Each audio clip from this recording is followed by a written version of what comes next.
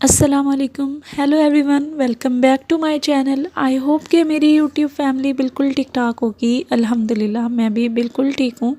सबसे पहले तो आप सब लोगों का बहुत बहुत शुक्रिया कि जिन लोगों ने अभी मुझे सब्सक्राइब किया है मेरे चैनल को और मुझे अभी अभी ज्वाइन किया है। पिछली वीडियो पे आप लोगों ने बहुत ज़्यादा प्यार दिया और सबसे बड़ी मेरे दिल को खुशी ये है कि आप लोगों ने मुझे समझा, मेरी बातों को समझा, मेरी तकलीफ़ को समझा और मुझे सपोर्ट किया। मैं आप लोगों के दिल से शुक्रगुज़ार हूँ।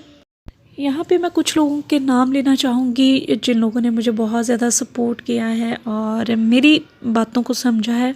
सबसे पहले तो नदीम भाई आयरलैंड हैं, जिन्होंने मुझे इस चीज़ के लिए, मैं उनकी एलवी में गई और मुझे एक परेशानी थी, एक डिप्रेशन में मैं कई दिनों से जा रही थी। तो बस मुझे नहीं पता, अचानक से उनकी एलवी मेरी नज़रों से गुज़र रही थी, तो मैंने सोचा क्यों ना मैं भी इसमें हिस्सा लूं। जब मैं गई वहाँ पे सब लोग अपनी अपनी परेशानियों का ज़िक्र कर रहे थे। सुनीता जी हैं जो बहुत अच्छे से समझाती हैं, मशवरा देती हैं, गाइड करती हैं। नदीम भाई हैं।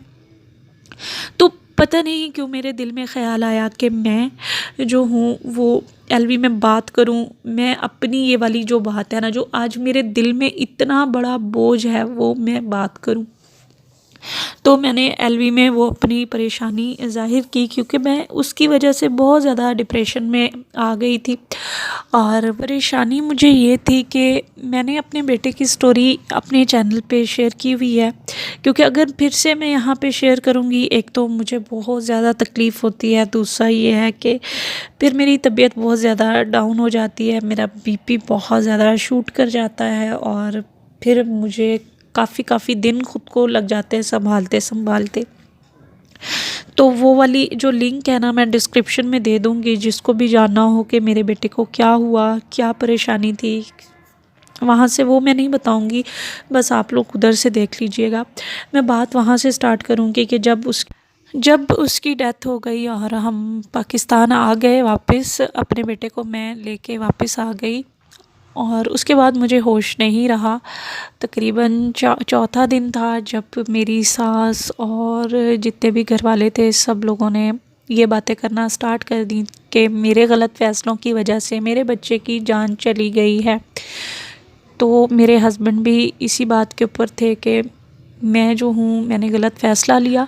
मैंने ये बहुत गलत फ़ैसला लिया कि मैं उसको इंडिया लेके जाऊँगी, उसका इलाज करवाऊँगी तो वो ठीक हो जाएगा। क्योंकि उसको जब मैं इंडिया लेके गई, उसकी 7 से 8 सर्जरी की, फिर भी वो ठीक नहीं हुआ। तो उसको वो जो ये वाली तकलीफ़ है ना, वो तो ना मिलती, क्योंकि उसका पेट डॉक्टर्स ने जगह जगह से ओपन किया था, जगह जगह स्टिचेस थे, बहुत ज़्यादा नालियाँ लगी हुई थी।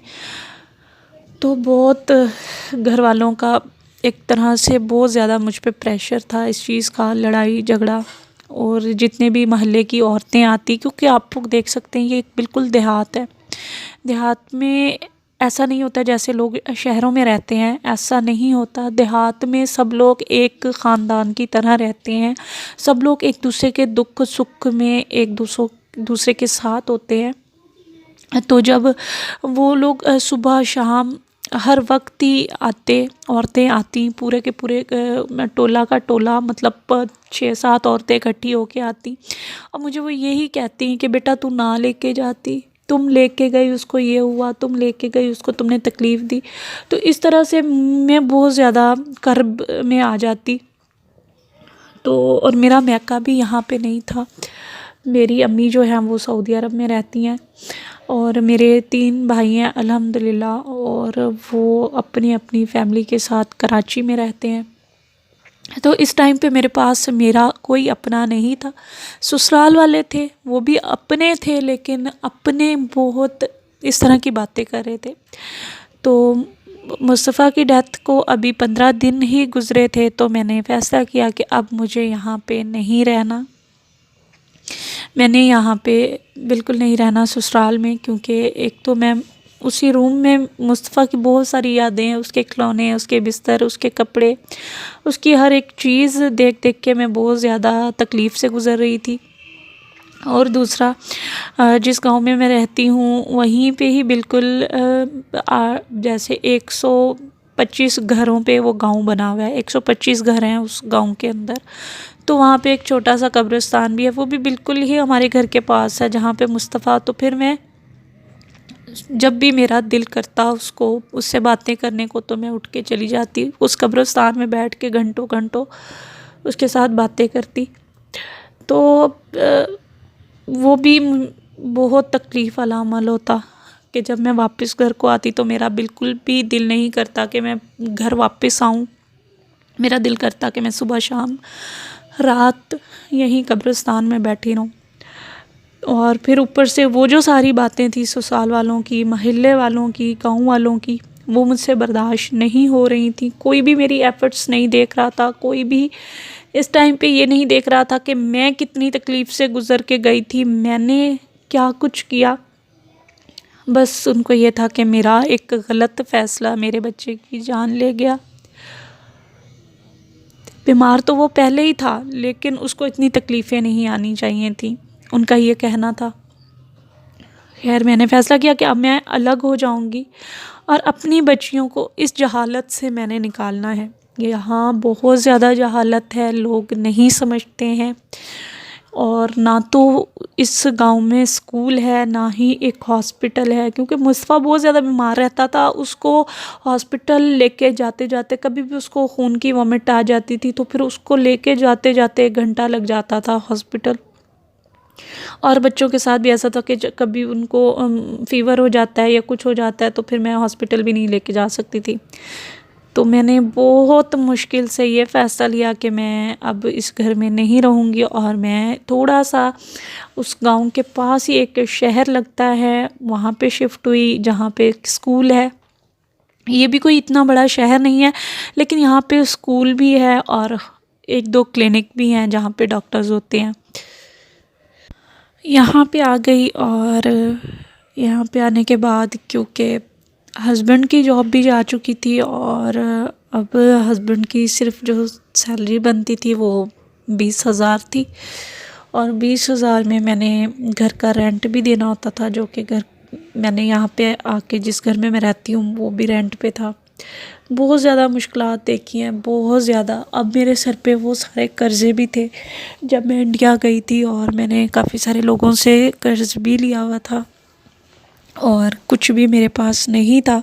सब कुछ ही मैं बेच बटा के इंडिया गई थी और मैं 80 लाख लेके गई थी। 80 लाख तो सिर्फ मैंने डॉक्टर्स को दिया था, उसके अलावा 10 से 15 लाख जो था वो वहाँ पे रहने का रेंट और सारा वो भी खर्च हो चुका था। तो अब मेरे घर के हालात बहुत ज़्यादा ख़राब हो चुके थे, क्योंकि मैंने अपने बर्तन भी जो मुझे मेरे मैके वालों ने दहेज में दिए थे वो बर्तन भी मैंने बेच दिए थे। मैंने सब कुछ ही बेच दिया था। मैं नहीं सोच रही थी कि आगे लाइफ में क्या करूँगी क्या नहीं, बस मुझे ये था कि मेरा बच्चा ठीक हो जाएगा ना, मेरा बेटा ठीक हो जाएगा तो ये सब चीज़ें फिर से आ जाएंगी, अल्लाह पाक मुझे दे देंगे और मैं कर लूँगी। मेरा बेटा जब ठीक हो जाएगा ना तो मेरी लाइफ में सब कुछ ही ठीक हो जाएगा, क्योंकि उस टाइम पे माँ की ममता थी, मैं कुछ भी नहीं देख रही थी।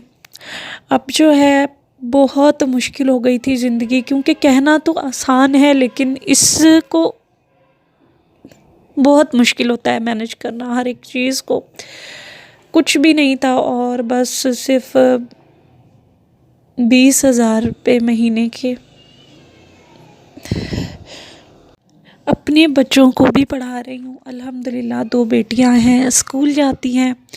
और फिर एक यूट्यूब चैनल बनाया, और यूट्यूब चैनल इसलिए बनाया क्योंकि पूरा पूरा दिन वो सारी चीज़ें, वो गिल्ट फ़ील होता कि वाकई में मैं अपने बेटे की गुनाहगार हूँ, क्या वाकई में मेरे गलत फ़ैसलों की वजह से मेरे बच्चे की जान चली गई है। वो गिल्ट था, तो मैंने उस गिल्ट से निकलने के लिए और ख़ुद को मसरूफ़ रखने के लिए यूट्यूब चैनल बनाया, ताकि इसके ऊपर काम करूँगी कुछ तो मेरे घर के हालात ठीक होंगे और कुछ जो है वो मैं मसरूफ़ रहूँगी और शायद हो सकता है मैं उसकी सारी वो तकलीफ़ें भूल जाऊँ। हो सकता है कि मैं अपने प्यारों की बातें भूल जाऊँ जो कि मेरे अपनों ने मुझ पे बातें की हैं। जब मुझे मेरे अपनों की ज़रूरत थी, मेरे अपनों ने मेरा बिल्कुल भी साथ नहीं दिया।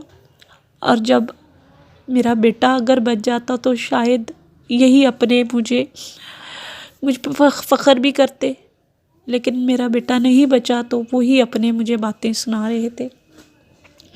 तो इसलिए मैंने यूट्यूब चैनल स्टार्ट किया। लेकिन जब मैं यूट्यूब पे आई तो लोगों ने अगर देखा कि मेरा चैनल ग्रो कर रहा है, भले वो सितारा के नाम से ही क्यों नहीं ग्रो कर रहा, अगर मेरा चैनल, तो लोगों ने जो है मुझ पे बातें करना स्टार्ट कर दी कि जी अगर मेरे साथ ऐसा हुआ है, मेरा बेटा इस दुनिया से गया है, मैंने अपने बेटे की स्टोरी शेयर की थी इस यूट्यूब पे, तो अगर किसी को मेरे ऊपर बुरा रिएक्शन देना था तो उन लोगों ने मुझ पे नहीं दिया, मेरे काम पे नहीं दिया, उन लोगों ने ये रिएक्शन दिया कि इसका बच्चा इस दुनिया से चला गया है तो ये इसके कर्मों की सज़ा है, इसके बच्चे को अगर ऊपर वाले ने ले लिया है तो वो इसकी वजह से ले लिया है। तो यूट्यूब पे भी लोगों ने मुझे ऐसा कहना स्टार्ट कर दिया। उस रात मैं बहुत ज़्यादा इन बातों को लेके परेशान थी।